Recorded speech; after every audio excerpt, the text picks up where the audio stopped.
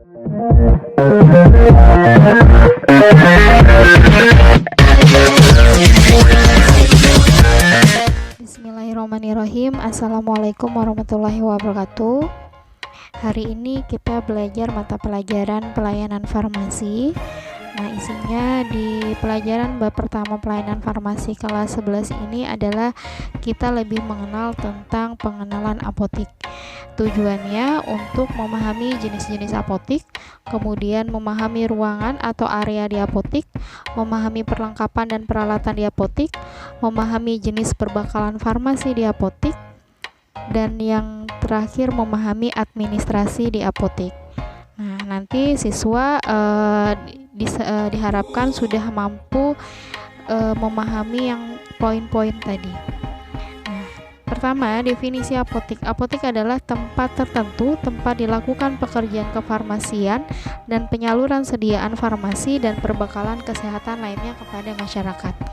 Nah, suatu apotik baru dapat beroperasi jika sudah memenuhi persyaratan. Jadi, suatu apotik dapat dibuka itu kalau misalnya sudah ada SIA atau surat izin apotik, dan SIPA, surat izin praktek apoteker yang diberikan kepada apoteker pengolah apotik. Nah, dalam melakukan pekerjaan kefarmasian ini atau dalam pembukaan apotik itu apoteker bisa dibantu oleh seorang tenaga teknis kefarmasian atau TTK. Nah, ini lulusan S1 atau D3 farmasi bisa. Dan asisten tenaga kefarmasian. Nah, asisten tenaga kefarmasian ini adalah kita lulusan dari sekolah menengah farmasi SMF. Nah, SMK ya.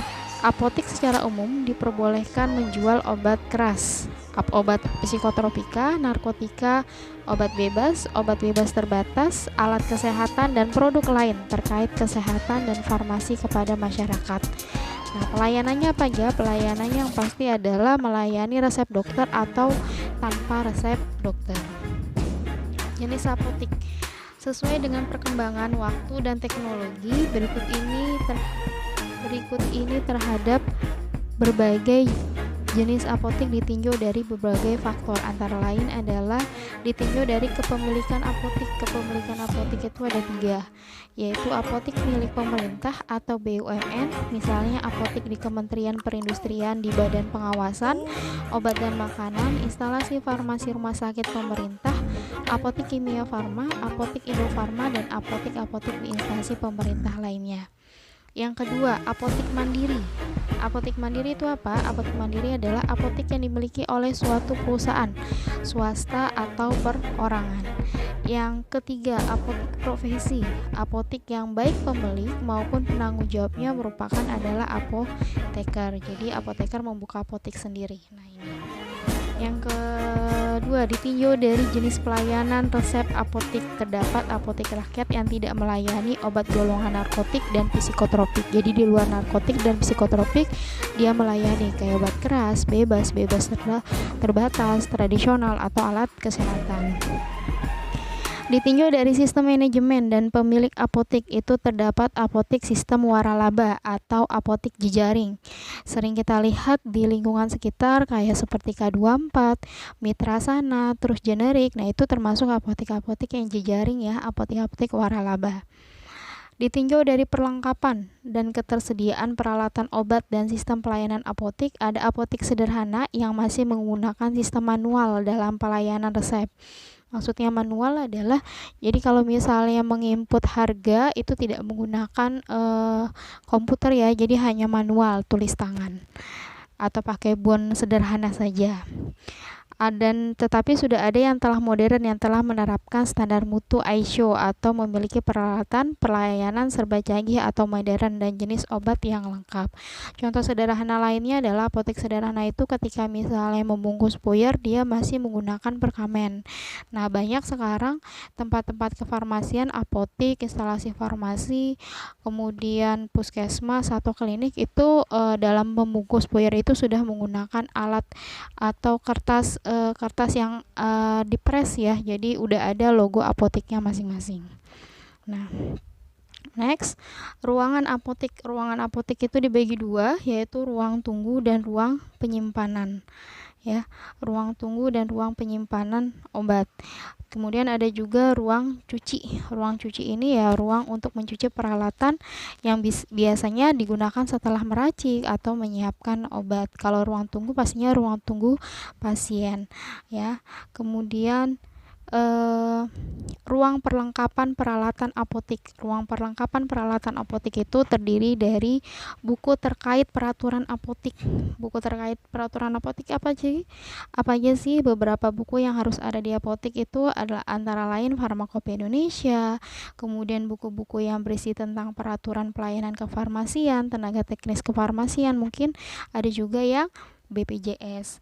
Yang kedua, buku pengetahuan terkait obat di apotik, contohnya yang tadi FI Farmakope Indonesia, kemudian ISO, terus DOI Daftar Obat Indonesia, MIMS atau mungkin kamus kedokteran. Itu harus ada di masing-masing tempat pelayanan farmasi yaitu apotik. Ketiga, program apotik.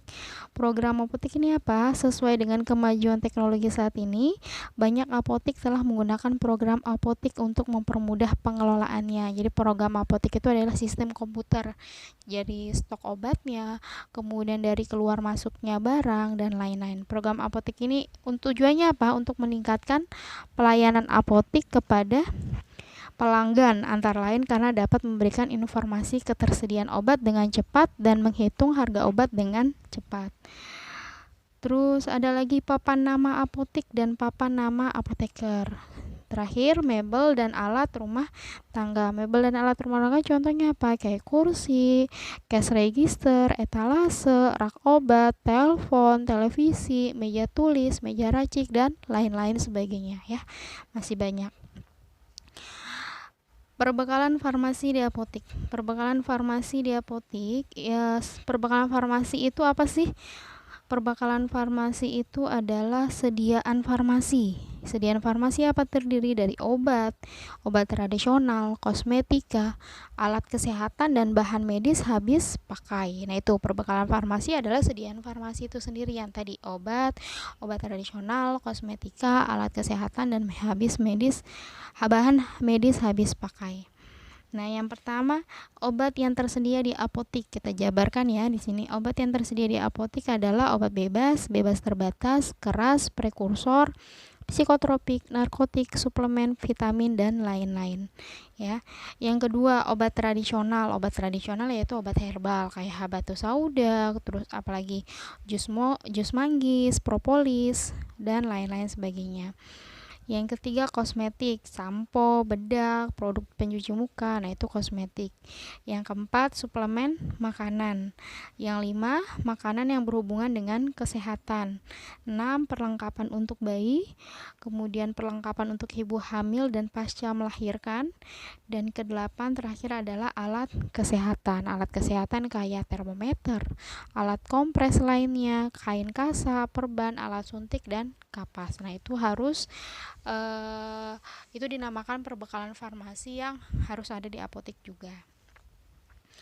Administrasi apotik. Administrasi terdiri dari yang pertama adalah administrasi pembukuan. Pembukuan ya. Itu kurang huruf A ya, pembukuan, administrasi pembukuan. Apotik memerlukan administrasi pembukuan untuk menampung keluar masuknya uang di apotik.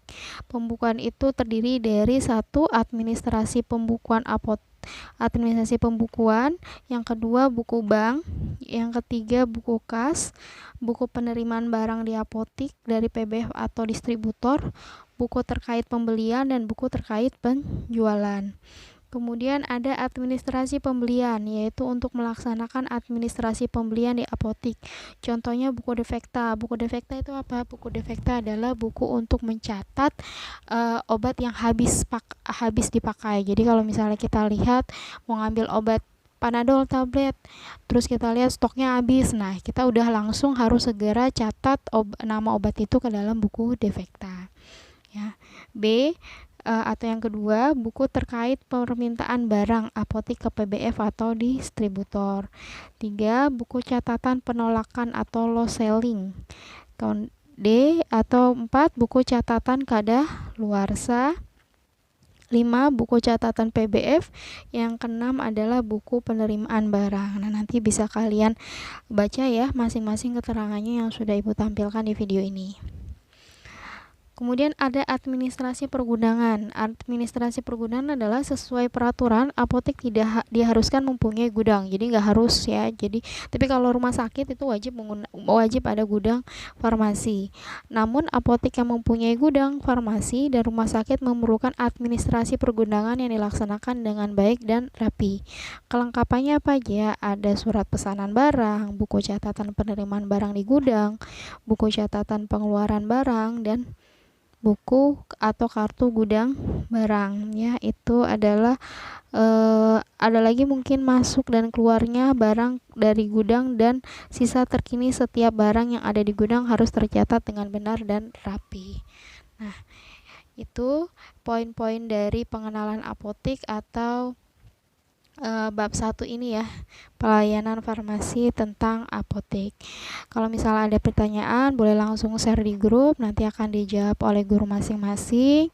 Nah, nanti ada soal yang harus kalian kerjakan di buku tulis atau mungkin nanti dimasukkan di grup Google Classroom. Nanti tunggu info dari masing-masing guru produktifnya.